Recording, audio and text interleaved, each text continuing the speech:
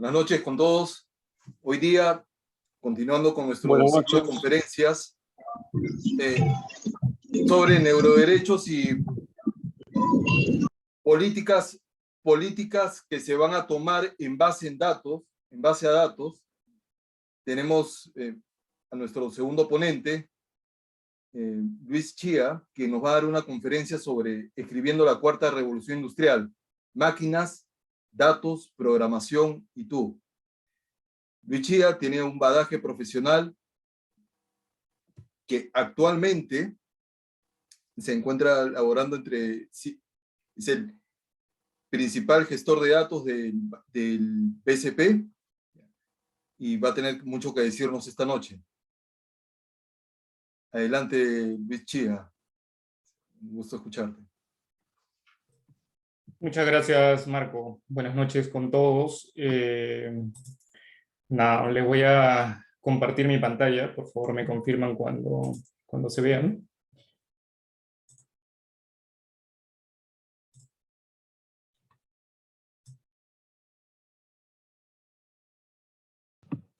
Sí, se puede ver. ¿Se ve? Perfecto. Bueno, muchas gracias por la asistencia a esta reunión. Muchas gracias por la invitación. Espero que todos se encuentren bien. Y nada, vamos a dar inicio a esta sesión. Básicamente, lo que he preparado para ustedes es algunas láminas en las que he titulado de alguna manera algo que ya nos viene sucediendo y que probablemente no estemos siendo del todo conscientes de que está sucediendo. Y es justamente el título de esta presentación, que es Escribiendo la cuarta revolución industrial. Lo que viene después de los dos puntos es algo que en realidad quienes estamos escribiendo esta cuarta revolución industrial somos todos, y tienen que ver con una serie de cosas que confluyen entre sí y que finalmente hacen o generan esta cuarta revolución industrial, ¿no? Tiene que ver con las máquinas, tiene que ver con los datos, tiene que ver con programación y tiene que ver, como digo, con todos ustedes. Solamente para presentarme brevemente, mi nombre es Luis Chía, soy economista de profesión, tengo una maestría en estadística y estoy casi terminando también una en inteligencia artificial.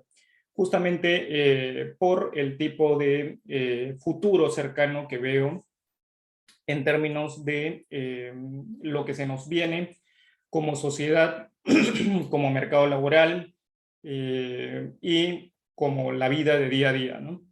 Entonces, esta no va a ser una presentación, creería yo, y espero que no, una presentación plana y dura, sino que más bien quiero hablarles y poner un poco en contexto toda esta casuística de los datos que se van generando alrededor de toda esta cuarta revolución industrial. Esto quiere decir además que han habido tres revoluciones industriales previas, ¿no? En las cuales no voy a entrar en detalle, ya ustedes creo que las conocen, ¿no? Pasar del vapor a la industrialización, de la industrialización a tener conexión casi omnipresente, y ahora además la conexión de múltiples máquinas en torno al Internet, que termina llamándose el Internet de las cosas, ¿no? Y básicamente esto lo podemos ver de una forma muy gráfica a través de este mapita, ¿no? Si bien es cierto, el bombillo eléctrico, el foco, fue inventado más o menos en 1879, no fue sino hasta más o menos la segunda mitad del siglo XX en que la mayor parte de las ciudades del mundo tuvieron luz eléctrica en sus casas, en sus viviendas o mayoritariamente en sus poblaciones. Sin embargo, vemos que solamente nos ha bastado 2 décadas para que, desde la invención del primer smartphone, para que hoy por hoy tengamos aproximadamente 2.000 millones de smartphones activos alrededor del mundo y con una penetración muy alta, ya sea en las ciudades o en los entornos un poco más alejados, ¿no? Entonces, este paradigma de cambio está haciendo que adoptemos tecnologías y cambios en general, nuevas formas de hacer las cosas muy, muy, muy rápido debido a la tecnología. Entonces, en este escenario nos encontramos nosotros, todos ustedes, los participantes, yo y toda la economía y sociedad en general, ¿no? Y yo quiero contextualizar esto en un Perú que viene creciendo durante 2 décadas consecutivas, prácticamente 3, si no hubiese sido básicamente por el año de la pandemia, tendríamos 3, perdón Marco, ¿tienes una pregunta? Veo la manito levantada, pero bueno, cualquier Luis, cosa. creo que tu presentación está un poco más pequeña de lo que quisieras que esté. ¿Así? Sí. A ver. Vamos a ver. ¿Ahí sí? No. Ya, se está. Subí un poquito. Ahí. No, todavía. Todavía.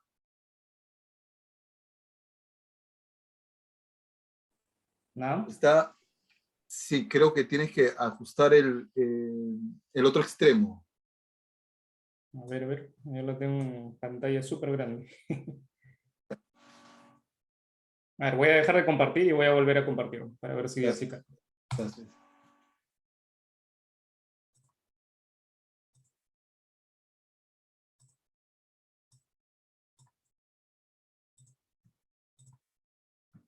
¿Ahí se ve mejor? No.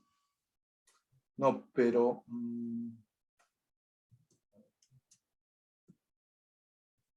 Estoy compartiendo pantalla completa. Sí.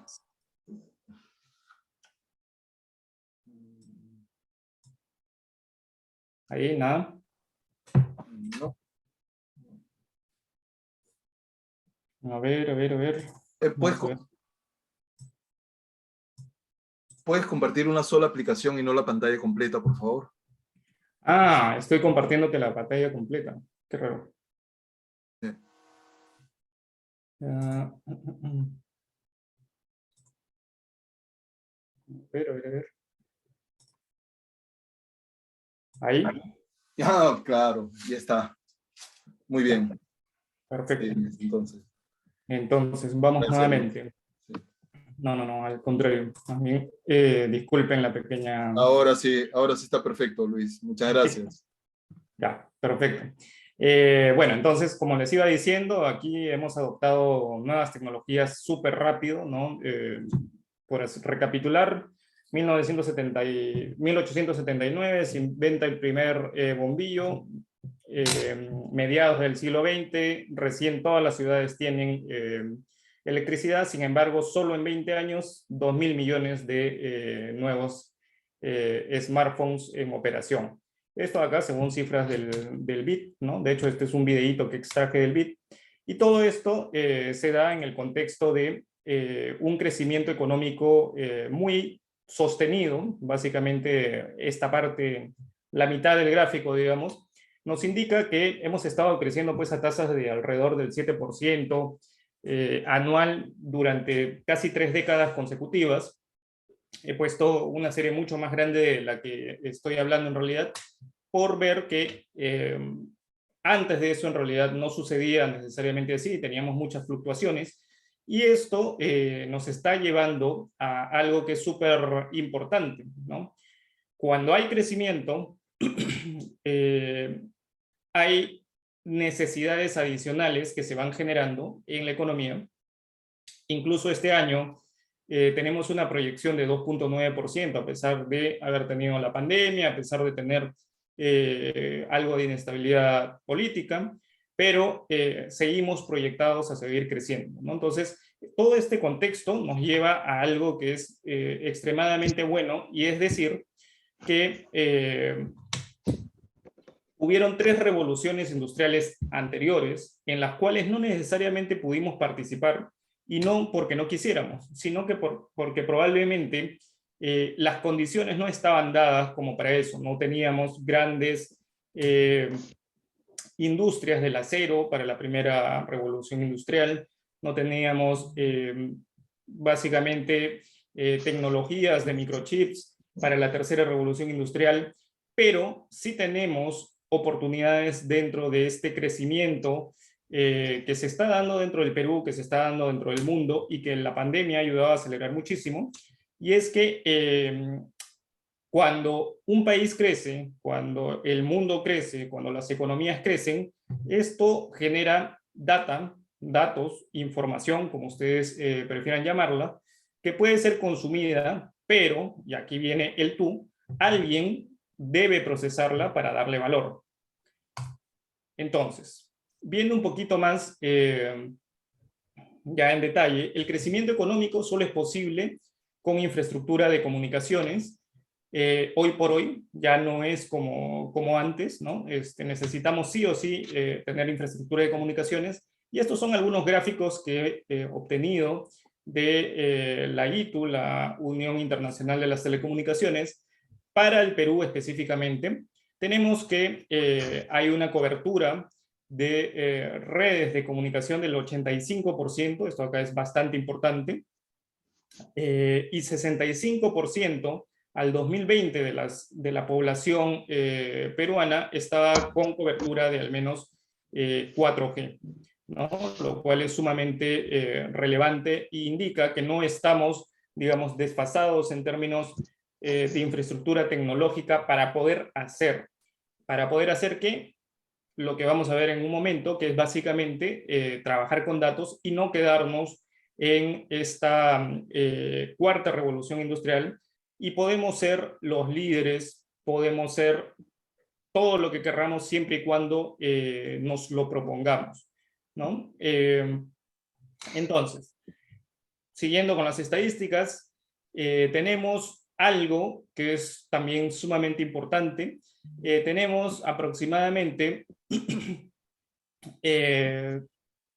71% de tecnologías de suscripción, básicamente Wi-Fi de alta velocidad, ya sea de forma móvil o de forma fija dentro de las viviendas, ¿no? Lo cual representa algo sumamente importante también. Allá por el año 2008-2009, en Corea del Sur digamos, vanagloriaban del hecho de que al 99% de las viviendas les llegaba internet de fibra óptica, lo cual hacía que 2008-2009 una empresa tuviera una vivienda tuviera mucho más ancho de banda que una empresa tradicional en otros países, como por ejemplo en Estados Unidos, ¿no? Nosotros estamos en ese camino. El tener la comunicación, el tener la infraestructura permite que no nos quedemos atrás, pero hay algunas cosas que tenemos que hacer y en las cuales tenemos que poner un poquito de nuestra parte, ¿no? Ahora, si nos enfocamos específicamente en el uso del Internet, 65% para el año del 2020 de los individuos usaban algún tipo de conexión a Internet. Digamos, no había gran disparidad entre hombres y mujeres, lo cual es sumamente importante, 63% para las mujeres, 68% para los hombres, y bueno, hay una clara diferencia entre rangos etarios, ¿no? 61% para personas entre 25 y 74 años, mientras que 9% para personas mayores a 75 años. Y entre 15 y 24 años es donde estaba, digamos, la mayor cantidad de uso del Internet, con 85% de ese grupo usando algún tipo de tecnología de Internet, ¿no? Entonces, esto, ¿qué es lo que genera? Lo que decía hace un momento. La data en realidad nunca duerme, ¿no? Aquí tenemos un reporte de Domo en el cual nos presentan un gráfico que nos dice qué cosa es lo que pasa en Internet en un minuto. Bueno, en un minuto en Instagram se publican, se comparten 65.000 fotos, se hacen o se tuitean 575.000 tweets. En TikTok se publican o se ven, mejor dicho, 167 millones de videos. En Google se hacen 5.7 millones de búsquedas. En Discord se mandan 668.000 mensajes, que probablemente Discord, para los más jóvenes, sea una aplicación relativamente conocida, porque es utilizada para comunicación cuando se está en juegos en línea. Pero sepan ustedes que también se utiliza para otro tipo de funciones, como la investigación, por ejemplo, ¿no? En toda la plataforma de iPhone de iPhone se envían aproximadamente 12 millones de mensajes, y así podemos seguir con Facebook, ¿no? 44 millones de vistas, en Teams 100.000 personas conectadas en un minuto. Todo esto genera una inmensidad de data, que ya no hablamos de gigas, ya no hablamos de teras, ya no hablamos de unidades conocidas, sino comenzamos a hablar de petas o zettabytes de información, que son miles de millones de gigas, ¿no? Entonces, teniendo todo eso como contexto, tenemos que saber además que no solamente la información se genera a partir de nuestra interacción con las aplicaciones. También tenemos aquí, por ejemplo, esta acá es una captura de pantalla que hice hace un rato de mi teléfono. Y como ven ustedes, esta de acá es un interruptor inteligente, que lo que hace es, desde mi celular puedo prender o apagar el interruptor y cortar la energía completamente de mi televisor. Puedo esquedular o poner en horarios para que funcione, por ejemplo, entre las 7 y las 11:01 de la noche. Básicamente, después de las 11 de la noche, yo no quiero, digamos, tener televisión, motivos personales, y por lo tanto, a partir de esa hora, corto la energía para mi televisor. Esto acá, evidentemente, genera también un tráfico de datos que finalmente termina siendo almacenado en algún lugar, y alguien está dando o sacando probablemente provecho de este tipo de información. Y justamente he puesto esta aplicación, porque si bien es cierto, digamos, no le puedo mostrar mi televisor y cómo funciona el Smart Plug, la conexión Smart, la conexión inteligente, pero sí que quiero decirles que este es un pequeño ejemplo de lo que le llamamos, de aquello a lo que llamamos Internet de las cosas, ¿no? La conexión de objetos con el Internet, y que puedan ser finalmente usados, manipulados desde cualquier lugar del mundo, en cualquier momento. De hecho, la misma aplicación Zoom está generando datos, ¿no? Y nosotros, con el crecimiento económico que venimos generando, con las empresas que tenemos, con las comunicaciones que estamos haciendo, con las transacciones bancarias que hacemos, con las transacciones de mensajes que hacemos, con las transacciones de todo tipo que hacemos, generamos una cantidad ingente de datos que finalmente hace y genera que se dé esta cuarta revolución industrial, que es la revolución de los datos, del Internet de las cosas, de las tecnologías en la nube, ¿no? De los aparatos inteligentes. Y además, vamos a pasar, con todo esto, vemos que los productos y servicios son cada vez más personalizados, ¿no? Aquí tenemos este mensaje, lo pongo en medio de esta imagen, que probablemente algunos de ustedes o muchos de ustedes reconozcan, y es la imagen de una serie de televisión de Netflix, ¿no? Que se llama Black Mirror. Y esta serie tiene la capacidad, tiene la particularidad de que el final no es un final igual para todos los usuarios. Cada usuario termina interactuando con la aplicación de televisor, y según lo que el usuario cree, tiene un final distinto para cada uno de ellos, ¿no? Bueno, no para cada uno de ellos, de hecho hay un límite en los tipos de finales, pero digamos, basado en ciertas características, uno puede tener finales distintos. Y a esto es a lo que se está apuntando en muchísimos sectores. En los sectores de la belleza, en los sectores de la tecnología, en los sectores financieros. Básicamente se está entregando al usuario, al cliente, exactamente lo que quieren, al precio que quieren, en el momento que quieren, y todo esto es posible gracias a que por detrás hay un análisis de datos, ¿no? Entonces, lo que les decía hace un momento, la data por sí sola no sirve. La data tiene que ser trabajada por alguien, y por eso es que esta presentación se llama Escribiendo la Cuarta Revolución Industrial, máquinas, datos, programación y tú, porque quien tiene que hacer este análisis, quien tiene que estar preparado para poder afrontar esta cuarta revolución industrial, eres tú. Y cuando digo tú, es literalmente tú. No importa si es que tienes 18 años, 15 años, 20, 30, 40, 50, 70, no importa. Aquí en este ejemplo, que es del 2008, y he puesto con especial énfasis ese 2008 Sense Networks, básicamente se está mostrando un ejemplo de tráfico vehicular entre distintos puntos en una ciudad de Estados Unidos, y lo que vemos es que si uno observa, digamos, el tráfico vehicular de forma, digamos, casual, aleatoria, sin ningún tipo de análisis por detrás, lo que vemos es que el tráfico transcurre sin ningún tipo de patrón, digamos.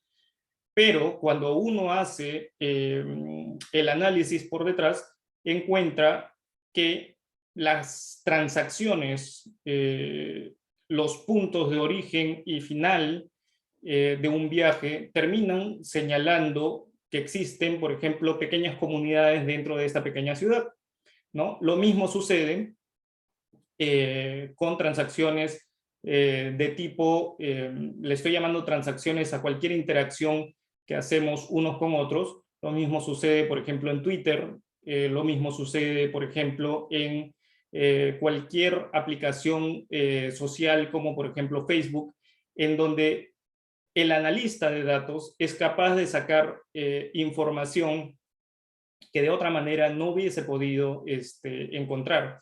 Aquí se pueden apreciar cosas como estas teorías de que una persona, por ejemplo, está separada por 6 personas más. Es decir, para yo conocer a Marco, a lo más me separan 6 personas, no importa en qué parte del mundo, y a través de esas 6 conexiones llego a Marco, ¿no? Esa conexión, de hecho, debido a la digitalidad, debido al hecho de estar tan conectados y probablemente como externalidad debido a la pandemia, se ha reducido ya no a 6 grados, sino solamente a 3, ¿no? Y estos análisis se pueden hacer y se pueden usar para inteligencia de negocios, para inteligencia y seguridad nacional, para inteligencia financiera, para inteligencia en términos de aplicaciones de todo tipo, ¿no?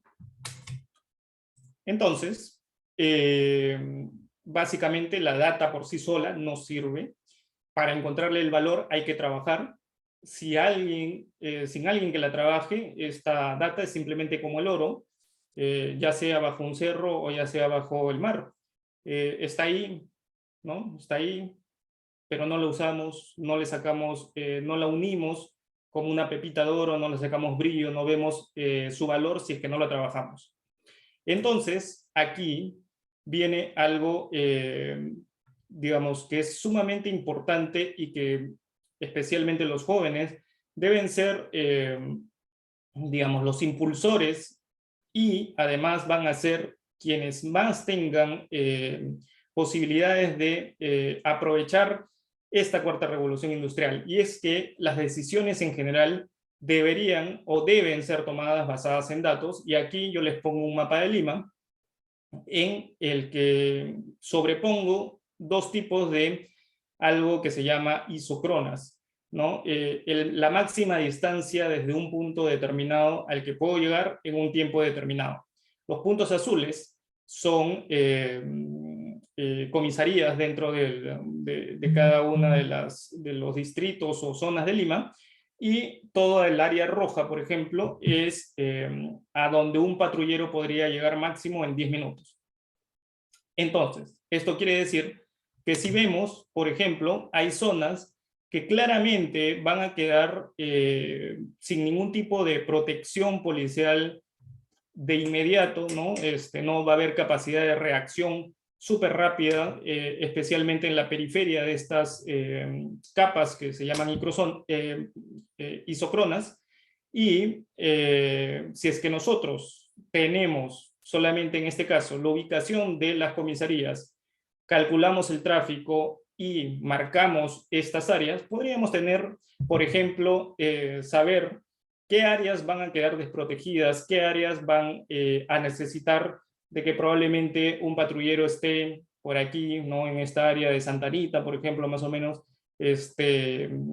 trabajando un poco más o donde se pueda focalizar un poco más el recurso, ¿no? Este es un ejemplo muy básico, pero que da idea de cómo podemos comenzar a trabajar con los datos para poder aplicarla. Y datos tenemos por todos lados, aplicaciones tenemos por todos lados. El gobierno, el ejecutivo necesita tomar decisiones basadas en datos, la empresa privada necesita tomar decisiones basadas en datos, y aquí yo muchas veces hago una comparación. Cuando uno, digamos, tiene una tienda pequeña, es fácil llevar, o fácil de alguna manera llevar las cuentas de esa tienda, ¿no? Agarra uno su cuadernito, apunta, bueno, hoy vendí tal, tal, tal y tal, pero si de pronto mi tiendita se convierte en una super tienda, yo ya no voy a poder hacer eso. Voy a tener que tener especialistas, un contador o un equipo de contadores. Lo mismo pasa con un país cuando comienza a crecer, crecer y crecer, comienza a generar datos, datos y datos, y las decisiones se deben tomar sabiendo que los datos pueden ayudarte a que tu decisión sea mejor, ¿no? Aquí un ejemplo, como les decía, y esto de acá obviamente no viene gratuitamente, viene con desafíos, pero estos desafíos a su vez son oportunidades, ¿no? ¿Y cuáles son esos desafíos para Perú nuevamente? Tenemos habilitadores y barreras, ¿no? Un habilitador es, por ejemplo, el que tengamos, que a su vez es una barrera, dependiendo de qué tan bien o mal estemos, habilidades en tecnologías de la información y las comunicaciones. Lo que nos dice la ITU es que en el Perú, 28% de la población tiene habilidades básicas en torno a tecnologías de la información y las comunicaciones. 17% tienen, digamos, habilidades estándar, y solamente el 3% tiene habilidades avanzadas para poder aprovechar la tecnología de la información y las comunicaciones. Les debe pasar, probablemente, que compran un teléfono y los niños, los pequeños, saben usar mejor tu teléfono que tú mismo, ¿no? Eso es un reflejo de esto que estamos viendo aquí como una estadística, y de hecho, yo les he presentado varios slides en donde hay una barrera adicional, pero que, digamos, es competencia nuestra el cubrirla. Aquí tenemos como barrera el poder avanzar en los skills para manejar tecnologías de la información y las comunicaciones. Pero en estas láminas que yo les he presentado información que está en inglés. ¿Por qué la información está en inglés? ¿O por qué les presento información en inglés? Este chico es o este joven señor, como me quieran ver, es un alienado, me está presentando información en inglés. No, simplemente que la información se produce, se valoriza y se publica normalmente en lugares donde hay habla o el lenguaje es el inglés. Nadie podrá negar que la mayor producción científica se hace en países como Estados Unidos o en Europa, ¿no? Donde predominantemente el idioma es el inglés. Entonces, un habilitador más o una cuestión más que tenemos que tener como skills, habilidades para afrontar esta cuarta revolución industrial es poder hablar un idioma universal, ¿no? Para poder leer, para poder comunicarnos, para poder entender y para poder tener lo último que se está produciendo en el mundo, necesitamos este tipo de habilidades, ¿no? Entonces, bien, ahora pasando a una información del Foro Económico Mundial, tengo aquí los top 20 roles o trabajos que digamos, están creciendo y a su vez los 20 que están decreciendo más en el mundo.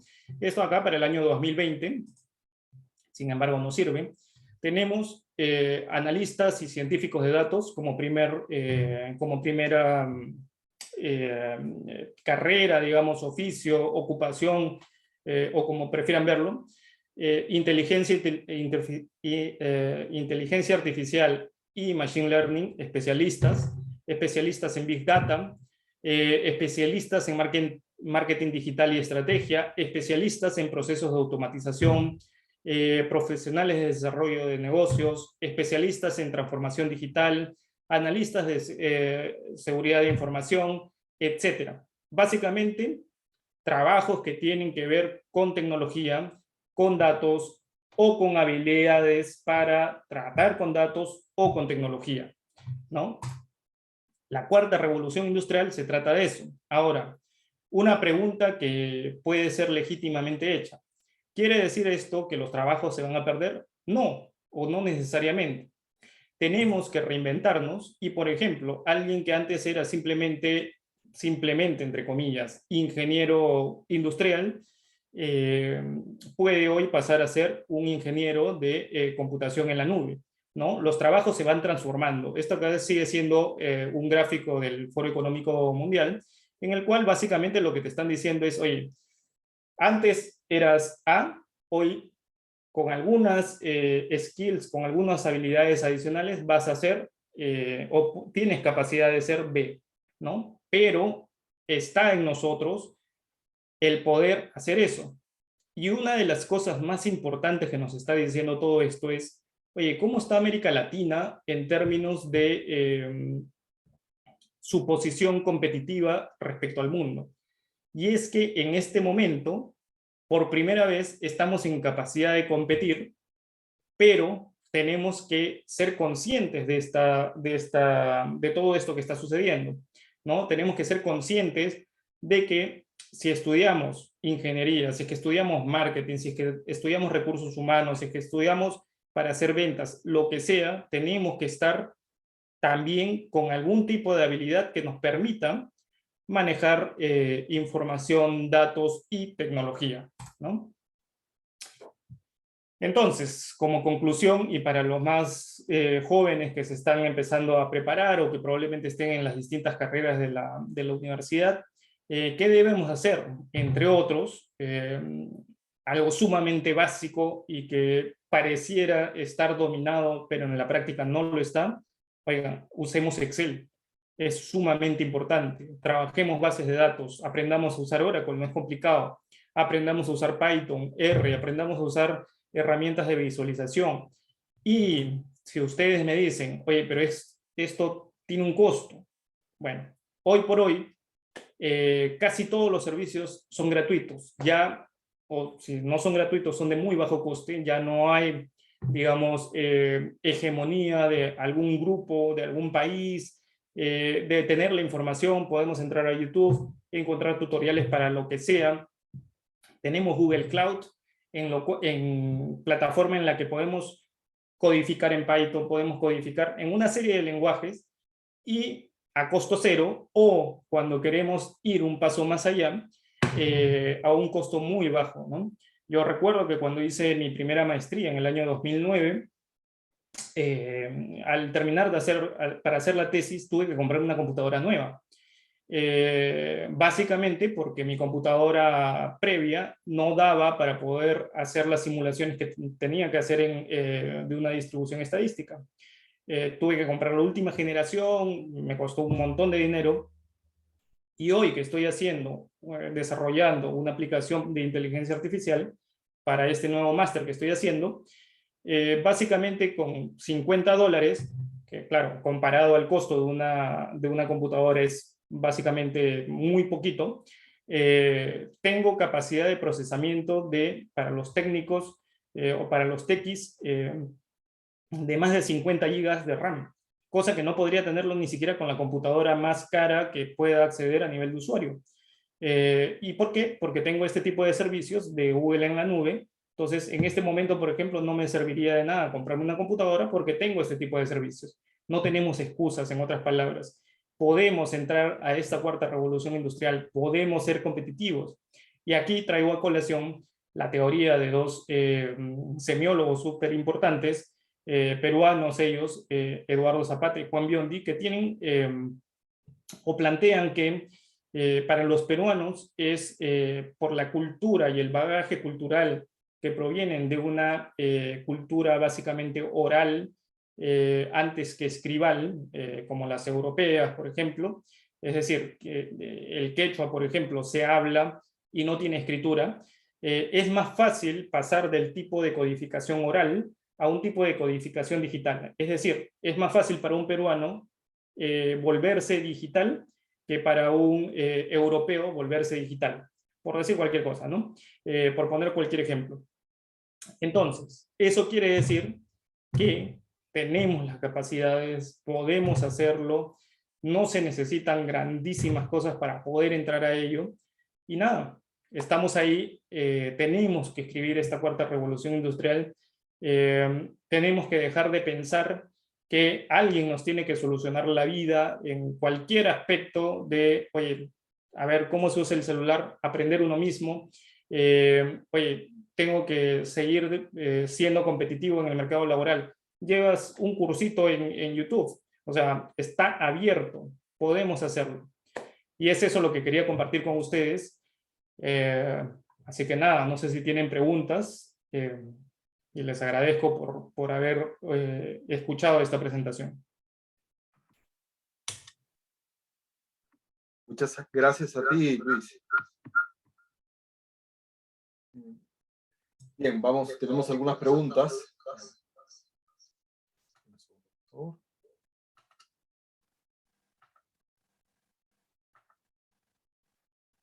Ok, ¿qué pasa con la computación cuántica? Si tú piensas que está próximo a llegar esta computación cuántica, ¿y cómo nos puede afectar? ¿Siempre van a ser cambios positivos cuando llegue la computación cuántica? Que, bueno, a mí me parece que va a ser de que va a llegar, es 100% seguro, es ya una realidad. Ahora, la pregunta es si todos esos cambios van a ser positivos. ¿Qué nos podría decir?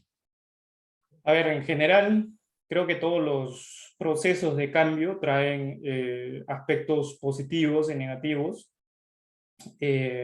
¿Cuáles serán esos cambios positivos y cuáles serán esos cambios negativos? Creo que no los podríamos decir en este momento. Sí que en general podemos decir que basados en la historia, el haber pasado, por ejemplo, de no tener vehículos a tener vehículos, nos ha dado un estado de bienestar mayor. La computación cuántica implica básicamente que ya no se computa con ceros y unos, sino que un mismo, digamos, un bit, un qubit, en realidad puede tener los dos estados. Significa que se pueden hacer miles de millones de operaciones mucho más rápido que antes, y esto definitivamente va a traer cambios en el mundo. ¿Qué cambios traerá? Bueno, tendremos muchísima más inteligencia artificial. Ya hoy existen chatbots que te pueden entender lo que estás hablando, cuál es la intención, que ya eso es una cuestión bastante compleja. Hasta hace muy poquito se creía que las computadoras no iban a poder superar la inteligencia humana.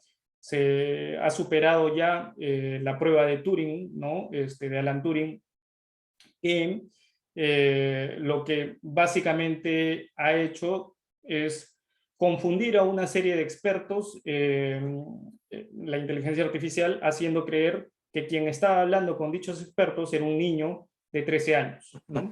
Con lo cual, digamos, ese tipo de avances hacen posible que tengamos un nivel de bienestar mayor.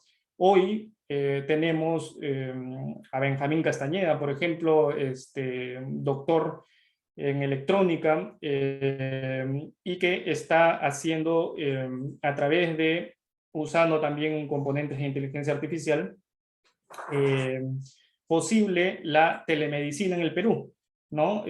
Hacer ecografías desde Lima, donde están, digamos, centros especializados de médicos, a provincias sumamente alejados. Eso de ahí definitivamente es bienestar para la población, bienestar para quienes necesitan de esos servicios. Y la computación cuántica seguramente permitirá muchísima más de ese tipo de tecnología, ¿no? El cloud computing tampoco tiene retroceso. No tiene retroceso. Tampoco. Y, y, y, y actualmente nos vemos entre Microsoft Azure, ¿ya? Google Cloud y AWS, Amazon Web Service. ¿Cuál es tu opción que recomiendas? ¿Cuál es la opción que recomiendas? O quizás no está entre las tres que te he dado, que si no me equivoco serían las 3/4 partes del mercado, ¿verdad? Probablemente un poco más incluso. A ver, a mí particularmente me gusta mucho Google. Sin embargo, o sea, no es que, digamos, sea excluyente. Hay servicios de Amazon que son extremadamente buenos. De hecho, los primeros servicios que comencé a usar fueron de Amazon, de computación en la nube, digo. Tiene formatos muy, muy, muy buenos para poder distribuir información, grandes volúmenes de información. Y sí, es lo que acabas de decir, es una verdad, ¿no? O sea, ¿quién no tiene en este momento un correo Gmail asociado a sus cuentas? Y si tienes un correo Gmail, significa que tienes Google Drive. Y si tienes Google Drive, significa que tienes posibilidad de almacenar en la nube. Y si tienes posibilidad de almacenar en la nube, significa que tienes capacidad de procesar en la nube, ¿no? Así que es totalmente inevitable la computación en la nube, como tal. Bien, muchas gracias, Luis. Tenemos casi a 200 participantes que están en vivo en este momento. Me alegro. Muchos de ellos son del posgrado de nuestra universidad, estudiantes también del pregrado, alumnos muy interesados en lo que nos ha venido a contar sobre la cuarta revolución industrial. ¿Ya? Y quisiera preguntarte sobre el valor de los datos. En este momento, nosotros regalamos mucha información. La gente está regalando su información en Facebook y en múltiples plataformas. Esta información yo pienso que en el futuro va a tener un precio, ¿no? De hecho, ya tienen precios. Hoy por hoy se miden, digamos, a ver, la información se puede usar para bien o para mal, ¿no? Los hackers, por ejemplo, existen los hackers blancos y los hackers negros, así se les llama, o se les conoce en el mundo de los hackers. El hacker negro, digamos, es el que roba la información para hacer algo malo. El hacker blanco es el que utiliza los huequitos para sacarle la vuelta, digamos, a la tecnología, encontrarla, el problema y decir, mira, acá hay un problema, tienes que solucionarlo, ¿no? Entonces, en este submundo de los hackers, y hay Kaspersky, si no me equivoco, que es esta empresa de seguridad. de virus, ¿no? Antivirus, indica que un dato, una foto de un documento de identificación tiene un valor de aproximadamente $7 en el mercado negro de los hackers, ¿no? Por la posibilidad de maldades, digamos, que puedes hacer con ese tipo de cosas. Pero ese es desde el lado malo. Sin embargo, desde el lado bueno hay muchísimas cosas que se pueden hacer también. Y como tú bien dices, regalamos los datos. Sin embargo, yo diría que lo que tenemos que hacer es comenzar a ver las formas de poder sacarle valor y provecho desde nuestro país, desde nuestras empresas, desde nuestras instituciones educativas a esa información. ¿A qué nos referimos con regalamos datos? Por ejemplo, hace algunos años, poquitos, se puso muy de moda estos challenge de pon una foto de hace 10 años, pon una foto de hoy en día. Claro, y ya se está diciendo la identidad de esa persona, ¿verdad?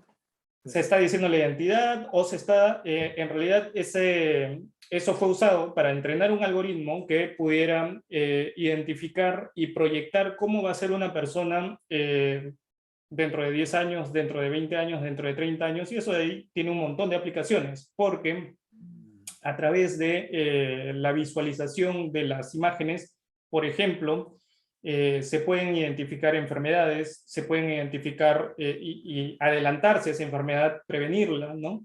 Y a través de videos, por ejemplo, hay aplicaciones que indican que la forma de caminar de una persona puede tener una altísima correlación con un desarrollo posterior y a futuro, 20, 30 años a futuro, de Parkinson, por ejemplo, ¿no?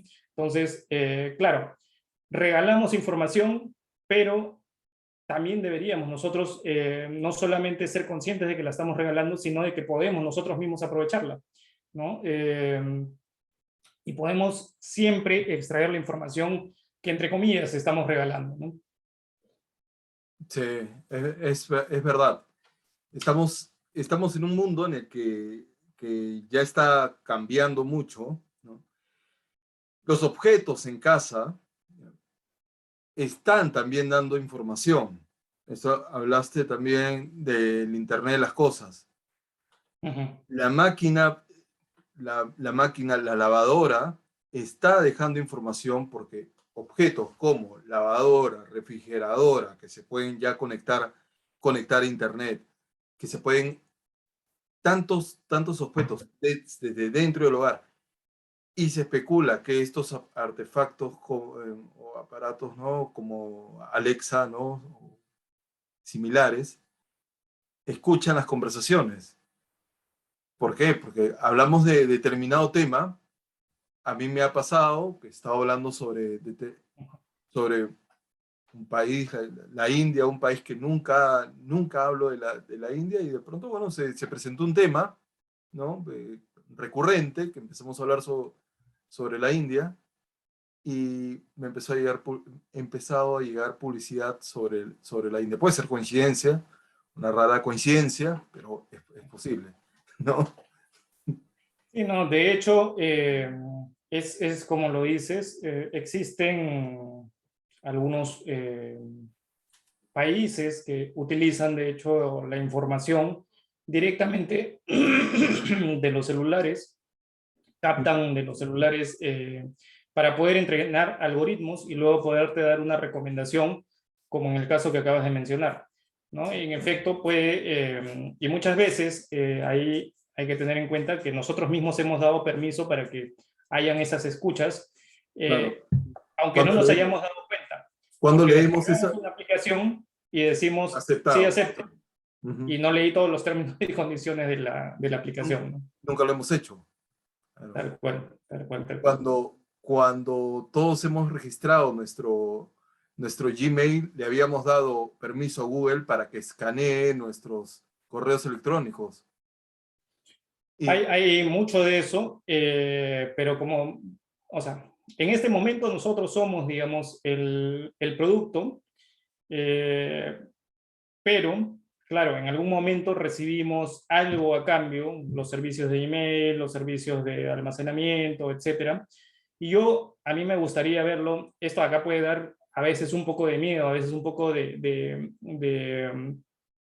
digamos, tener cuidado con esto, ¿no? Pero más bien yo diría, saquémosle provecho a toda esta información, saquémosle provecho a toda esta batería de recursos que tenemos para poder ser competitivos y entrar a esta cuarta revolución que definitivamente o nos metemos a hacerla o nos quedamos rezagados, ¿no?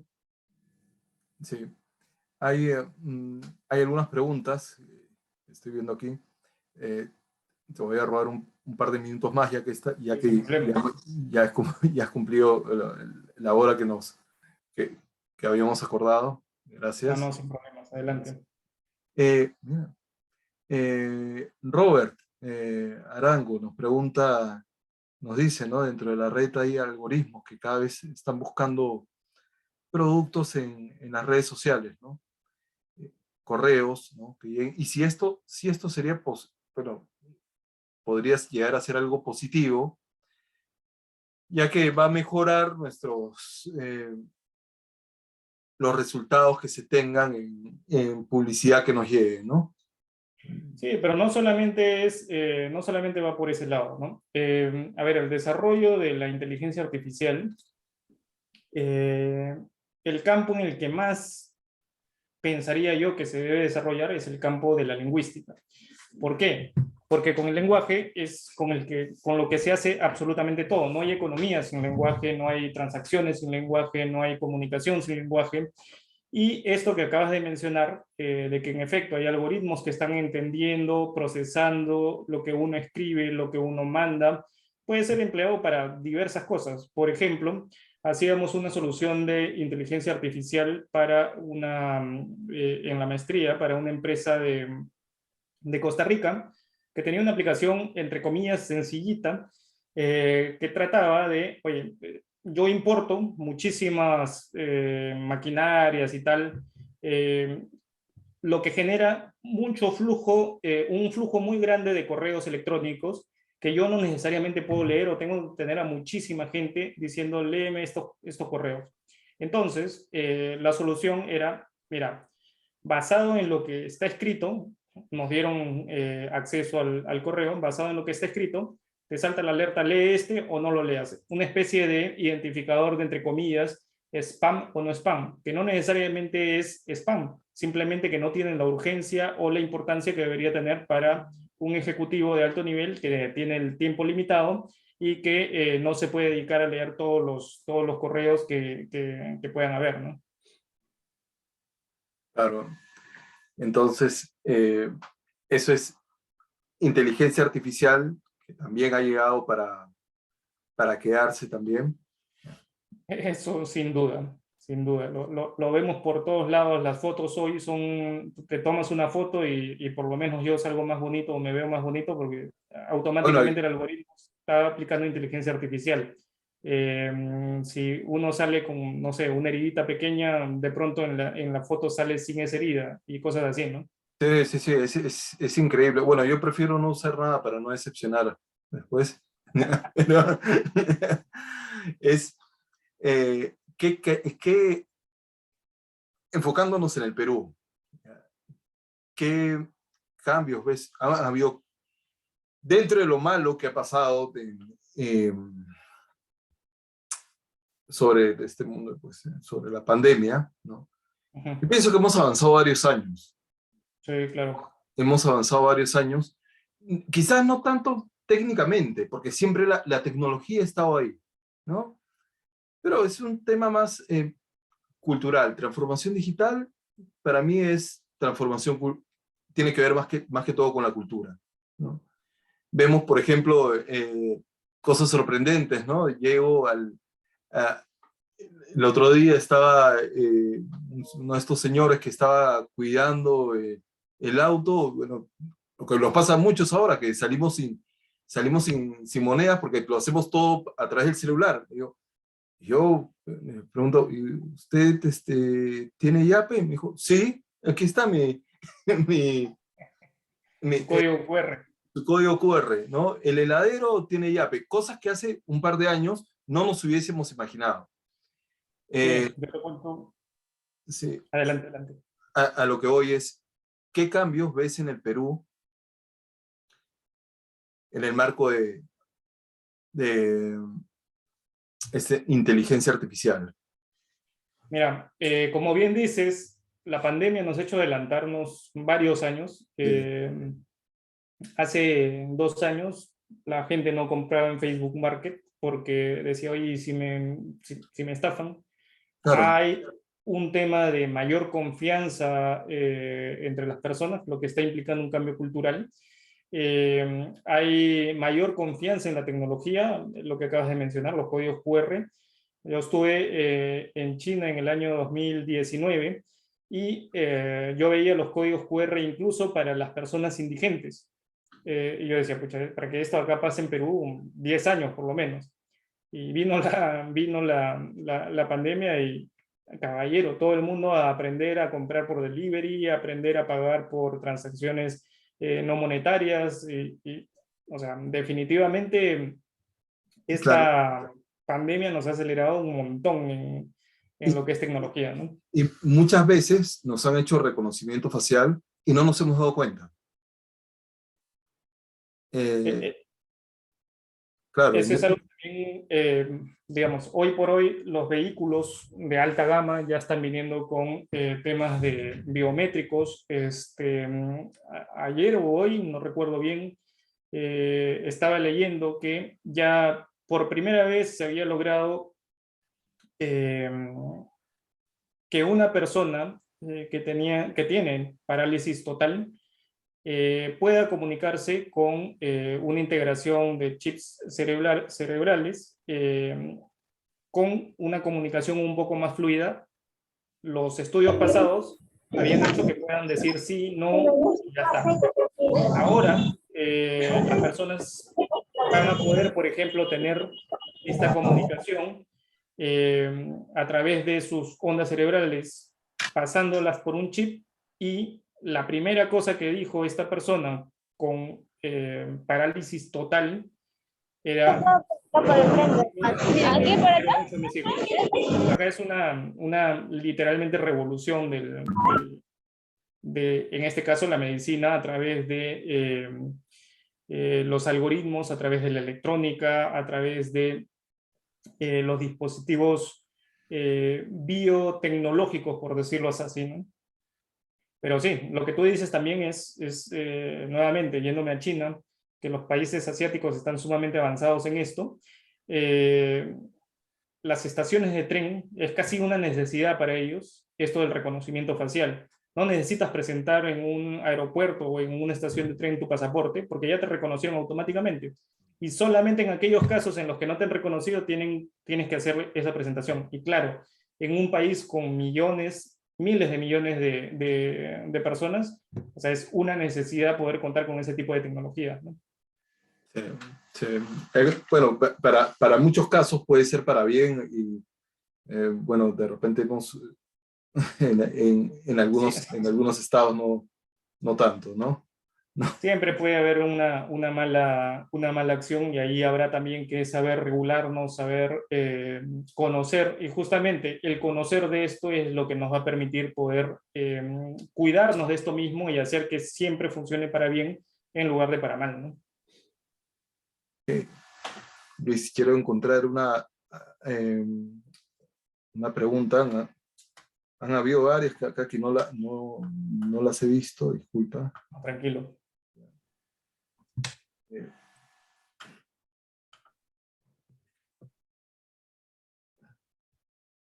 Bien.